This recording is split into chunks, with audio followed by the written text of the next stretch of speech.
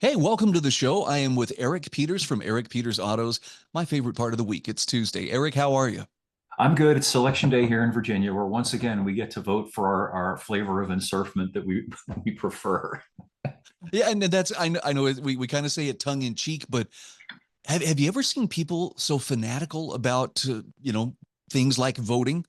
I mean, every time we're told, "Oh, but this is the most important," and they play this rigged game, and then they're just like a gambler, back at it again when nothing has changed. The most important election again.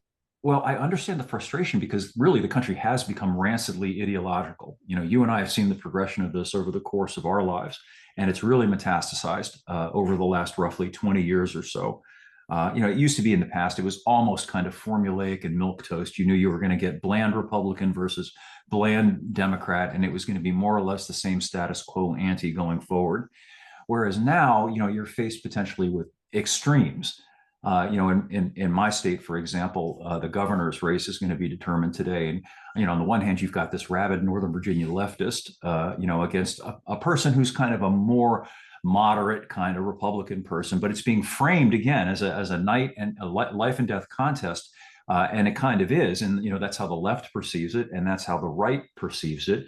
And we're all kind of caught in the middle. And I've elected today for the first time in my adult life to refrain from voting. I'm done. I'm punching Oh, out. wow. Yep. And can I state it just a slightly different way? You are withdrawing your consent. Correct. Wow. Exactly right. Yeah, I got to thinking about it actually. I was up at about 3:30 this morning considering it and just thinking, well, whether should I go vote? Nominally, I would tend to be inclined to support Winsome Sears, who's the Republican candidate, and she seems like a nice lady. I don't think she's evil personally, but at the end of the day, as you say, it's all about consenting to the system. And there's kind of an axiom that the more that you go along with something, the more of it you're going to get. And I'm tired of going along with government. We've been presented with this fatuity since we were children that we have representation. We vote. We don't have representation. When I hire an attorney, let's say, then he is my representative because he is very specifically doing exactly what I have authorized him to do on my behalf. And if he doesn't do it, I can fire him. Whereas when Can't you're can't do voting, that with politicians. yeah, what you're doing, you think you're voting for candidate A, and however well intended, you're essentially just giving unlimited power to this person to make decisions not only over you, but over other people. And I think that's why everybody's so exasperated and so fanatical about this whole voting thing, because they understand that at the end of the day, when the ballots are counted, you're going to have effectively an elected dictator. It's a really clever mechanism. In a monarchical system, the king is the king and the king does what he wants to. Well, here the representatives, so called, do exactly what they want to also, but they suborn our consent through the ballot box, and that helps to legitimize it. And I feel that, if enough of us simply withdrew our consent, if it became obvious that the majority of the people wanted a none of the above option, and if that were on the ballot, I'd go vote today, none of the above. Um, then it's That's very, very difficult for them to maintain the legitimacy of the system. I salute you. Let me give you a salute there, Eric. I think it's very it's rare to find people who are willing to withdraw their consent because most of them don't think they can. There's this, I don't know what I would call Stockholm syndrome, but basically Sure. it doesn't matter what party, well, you got to vote for one of them. And so they take those artificially limited choices of these two very self-serving political parties, and yet they cling to it like, but that's the only choice that you have. Eric, I think you've just voiced that no, there is another choice. You Yeah. don't have to support it. Well, look at the last presidential election. I voted for Trump because I thought I was going to get certain things. It turns out I got other things that I did not vote for. Once again, it took me 40 years to learn the lesson, but I finally have learned the lesson, and I'm done with it. And I'm just not comfortable with the whole concept, even though I myself would never vote to take my neighbor's money or to restrict his liberty or any such thing. Regardless, if I vote for somebody like Trump, let's say, because in my mind I think, well, I heard him say and I think he will. But as it turns out, he does something entirely different. Then I'm complicit in that, aren't I? I have politically supported this. So my hands are dirty. I don't want my hands to be dirty anymore. No, and that brings up the other side of the voting coin. I mean, some people are like, well, you have to vote for one, and you got to vote for the lesser of two evils this time, so that we have a better chance of fixing things down the road. You and I've heard that song and dance Yeah. enough times. We know it for what Yeah. it is. Now, the other side of the coin, though, voting is a sacred duty. For some reason, that triggers some people. you and your lofty ideals, you think you're so good. And it's like, no, I take my vote seriously because it's an affirmation of who or what I'm willing to morally support. And as you Sure. just pointed out, sometimes none of the above is the correct answer. Yeah, I think that term is an attempt to deify this system. It's interesting that in, for example, the Soviet Union, it was a legal requirement that you vote. You had to vote. If you didn't vote, they could actually lock you up just for that. Why would they do that? Well, because they want to affirm the system. They want to create the image of consent. Well, 90% of the people voted in this last election. Clearly, the system is legitimate. And I think that's somehow something that we have got to figure out a way to get away from. Certain things Well, should and never be on the ballot. You know, if I try, I actually wrote a piece about this. I just published it a little while ago to try to like get a handle on this intellectually. Can you imagine if slavery were on the ballot? I mean, would any person ever say that it's okay to own people as property because it was voted on? Most people given would say no, right? but given the behavior of some of today's more slavish, and I mean that pun intended, statists, the people who believe that, well, if the government, if it's a words on paper and the government says it's okay, it's okay. I think there are people who would gladly vote people like you and me into slavery. I think that's true. I guess the point that I was trying to make here, though, is that I think for the most part, most people would chafe. They would say, no, there's no circumstance under which we can legitimize slavery. Well, how about theft? Except they don't call it that, do they? We vote No, for taxes. We vote for politicians who are going to tax us or tariff us, which is again taxes. So or make essentially, others make it's an others pay their evasion. fair share. Yeah, it's an evasion. You know, we don't want to deal with these uncomfortable truths. You know, no matter what noble purpose you think the money is going to, at the end of the day, what you're talking about is you're voting for taking somebody else's money and using it for some purpose that you think is worthwhile. And I think that if we used honest language and just said, we're going to take your money, you know, like the toothless man in Deliverance, we want your money, we'll take your money. Let's put it in honest language so that we can face what we're dealing with instead of euphemizing it, calling it taxes, or there's a program or we're trying to help. Let's An talk about what investment. we actually are going to do and have a vote on that. And I think that if we did that, probably most people I do not think are bad people. Most people are just wanting to sort of not think about the bad things. But when you make them think about it, they start to get uncomfortable with it. And I think that's a good strategy moving forward. I think the more people are caught up or pulled into that political fervor, the the further they get away from their own foundational principles, because it's part of being on the bandwagon. It's part of, I'm not standing alone. Look, everybody's with me. I must be right. Yep. And here's the crazy thing I've noticed over the years. Maybe you've seen this too, Eric. When it comes to respecting the voting choices of others, even those with whom we profoundly disagree, people who vote as a sacred duty tend to have a deeper respect for letting others vote their conscience and Yep. expecting the same in return. But the folks who, you got to do this. You have to do this. You have to either be shot in the head or shot in the stomach. Pick one. Yeah. Nope. They have no deference for anybody thinking outside of their little box. Yep. I think the only way that I believe we're ever going to get out of this miasma, God only knows how long it will ever take, and if it even can be done, is to get back to principles and to get back to honest language. And then perhaps we can have honest conversations about things. No, I'm with you there. And I think that the difference between the people who are willing to walk away from the system or walk away from a party are the people who have taken the time to figure out what their principles are in the first place. This is kind of you self-separate the wheat and the chaff by knowing who you are and knowing what you stand for. I think so. Just as we're talking, it occurred to me another example that might be helpful. Imagine if you were forced to join some club, you know, and this club was then going to decide, what you were permitted and not permitted to do. Would you want to be part of a club that was trying to coerce you and force you to be a member? Or would you rather be a voluntary person who I associate with people, because I like them, I agree with them, we have common ground, but we're free to disagree. And if we get to a point where we can't agree sufficiently, well, perhaps we just go our separate ways. That strikes me as a better way to live than to be bound to some collective of any kind, because collectives are fundamentally authoritarian. They fundamentally mean you're submitting to the authority of some other person or some other group of people. And that's always a dangerous thing. Here, here.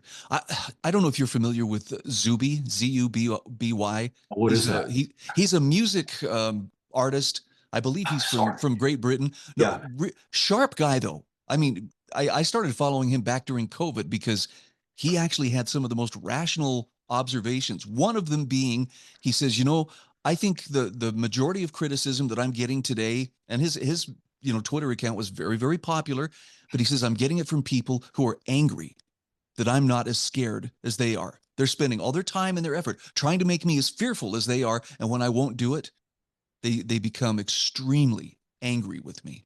Oh, it makes total sense. I'm going to look into this guy. Total sense. It reminds me of during the pandemic. You were expected to be afraid. You were expected Yep. to show you were afraid by performing all of the rituals, by wearing the mask, by standing 6 feet apart. And it's interesting that people got angry with those of us who refused to show fear and, weren't playing along with that. The anger that came out, very interesting. They would say, well, you have to wear a mask because it protects. Well, okay, if it protects you, what do you care whether I wear a mask? If you're protected, you should look at me and say, oh, he's an idiot. He's going to get sick and die, but I'm fine. I'm wearing my mask. Why would you get mad at me? Well, you're getting mad at me because my not wearing it shows that you're afraid, and that makes you uncomfortable. There was a really solid observation this morning by El Gato Malo on X, and it was something along the lines of the person you were during COVID is the person you are. And Absolutely. and and when I read that, it kind of made me stop and think, oh, but then I was like, you know what? I'm okay with the person I was during COVID, even though And me too. it For all caused the some friction. I'm with you on that. For the rest of my life, and I don't want to be overly self-congratulatory here, just a little bit.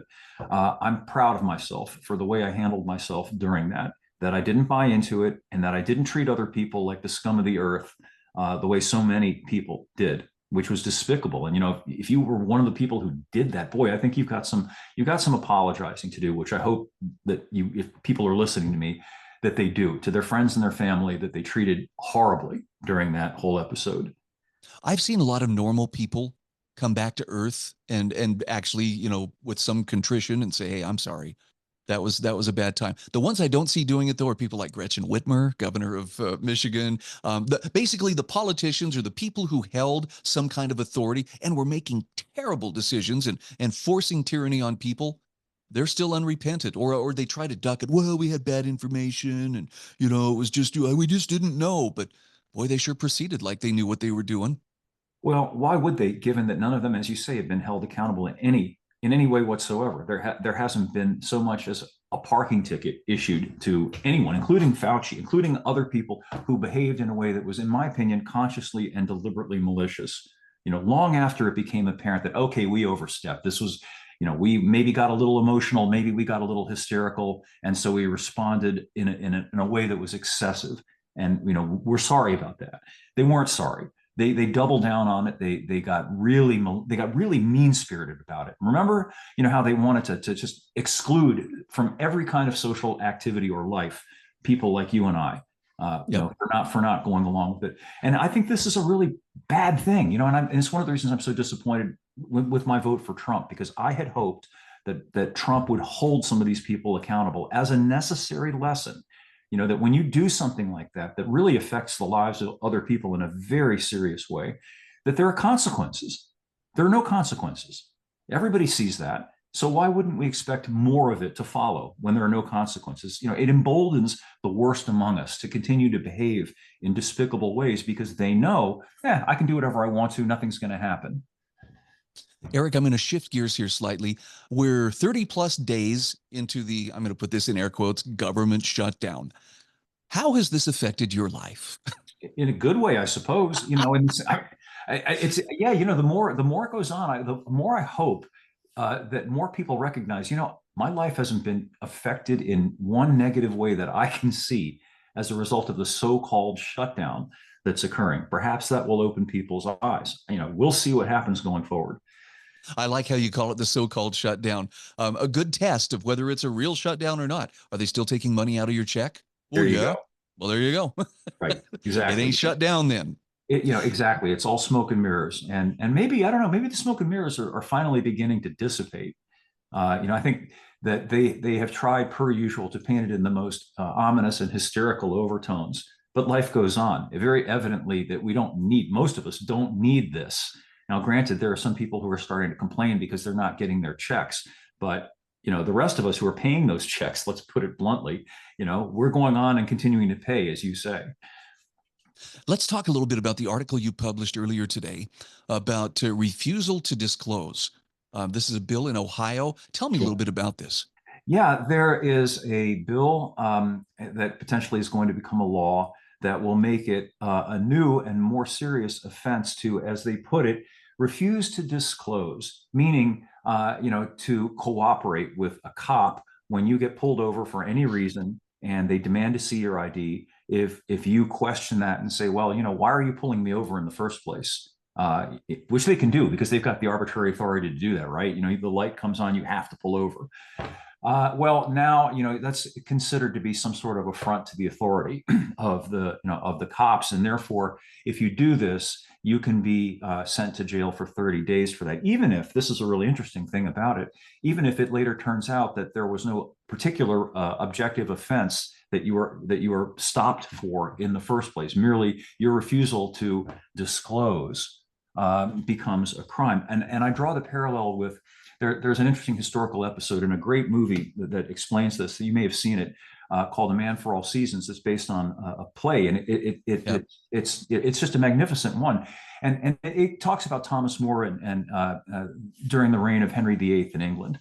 And Thomas More was the friend of Henry VIII for a while, and he was also the Lord Chancellor of England. He got into trouble with Henry VIII, though, because there was a disagreement over Henry VIII's decision to divorce his first wife and to marry Anne Boleyn. And for reasons of conscience, More didn't want to publicly affirm. He remained silent. Well, he ended up getting his head chopped off for remaining silent, for refusing to affirmatively say something. That ended up being a crime. And here we are. It's the same kind of a thing. You can't simply just be passive and say, no, I don't want to cooperate. I'm not going to give you more information to use in an investigation of me that will lead to my being potentially punished for something. That in and of itself has become a crime. And of course, we've gotten habituated to that, haven't we? We have to file income tax forms where we witness against ourselves in a way that can then be used against us. We're required to provide all of this information to the government. We're required to witness against ourselves, contrary, by the way, to the plain language of the Fifth Amendment. But who cares? That's just a blankety blank piece of paper, as a famous guy once said. I want to watch this thing in Ohio very closely. I'm thinking back to a few years back. A friend of mine, his son, basically the senior prank for his son's high school was one of the seniors had a key because his mom was a school staffer, and they got in and wired the school doors shut from the inside.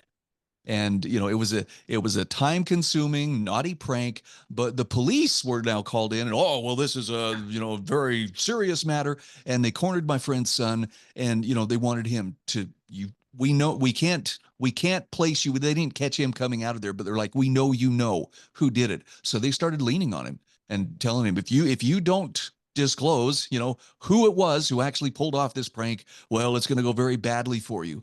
And thankfully, this young man had talked to his attorney beforehand, and the attorney's answer was, I don't know. I'm not a policeman, and I'm not investigating this. It was like, that's a good answer. I want to write that down somewhere. Yeah, but that again is something that's viewed by some people as an impediment, and unfortunately, it's viewed by a lot of Republicans. I'm not saying all, but the Republican Party has this kind of fetish for law enforcement. They think, well, we've got to do some extreme measure because it will allow the police to, it'll take an obstacle away from the apprehension of these evildoers, of bad people. You can any one of a number of categories: drunk drivers, terrorists, ne'er-do-well. So it's very appealing to them because they want to see those people handled and taken care of.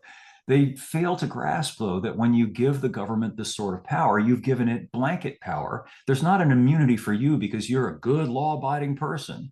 The same mechanism that is being used to go after these supposed scofflaws and bad people empowers the same government to go after you when it decides to.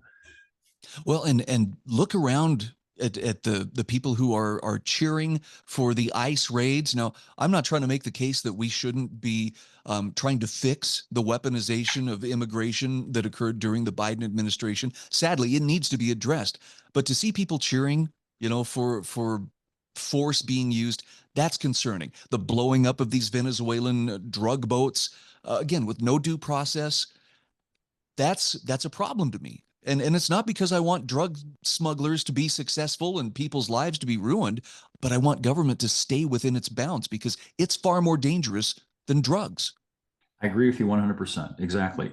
That's the bait and switch. They put something out there that most people look at and go, boy, that's bad. We've got to fix that problem. And then they put something worse out there as the solution to it. So now we have the spectacle, unprecedented in our lifetime, as far as I'm aware, of federal troops, of the soldiers, of military people, literally grabbing people off the street. We don't know who these people are, and throwing them into the back of a van, and then off they go into the night somewhere. Surely there is another way to handle this, but I think the way it's being handled is on purpose. I think, as we talked about, I think a week or so ago, I believe that this is being done to normalize that sort of process, to get people used to seeing vans of government goons roll up on somebody, jump out, grab them, and throw them back, and we'll think, oh, sorry, it's one of those bad people. It's never going to happen to me. Yep.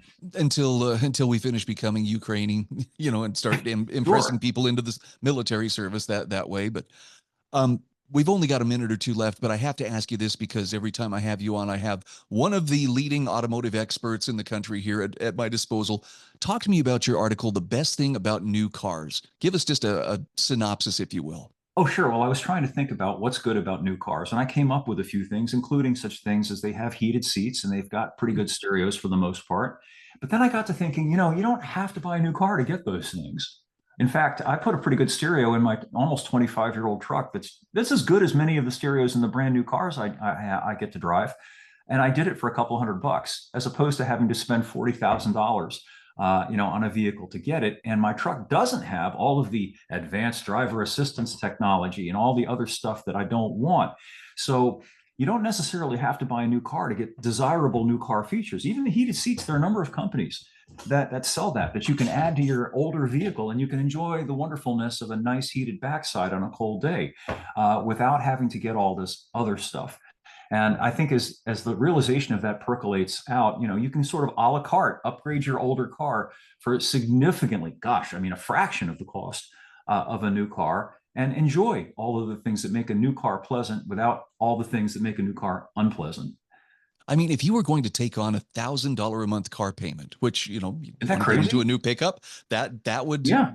think about how much maintenance or upgrades you could do. If you just saved up $1,000 a month, you could buy a good used vehicle, but then put the money into, rebuild whatever you need to, the powertrain, the suspension. Basically, you could be driving something that would last for a very long time rather than spending it all, basically spending, a mortgage sized payment on something that's rapidly losing value every single month. Yeah, the math has gotten very disproportionately in favor of maintaining the older vehicle. Like my truck, I could literally rebuild the entire drivetrain, new engine, transmission, the whole thing for about $12,000. You can't get into a new truck for less than 32. So, okay, spend $12,000, let's say, to mechanically make my truck as new. And I've got a truck that I'll be able to drive for the next 20 something years. The only perk of getting the new vehicle is that I can dangle the keys to my new vehicle and say, look, I've got a new vehicle. And if that's worth it to you, by all means. Right, right. I'm reaching the point in life where my status is less dependent on how awesome my wheels are, and much more dependent on, is it reliable enough to get me where I need to go? Sure. My status is I'm not broke. Yeah. I mean, I like the idea of not being in Yep, hock to, as you say, $1,000 a month car payment for the next 7 years. yep. Eric Peters, thank you so much for being my guest, as you are each Tuesday. I look forward to our conversation next week. Good stuff, Ryan. Me too.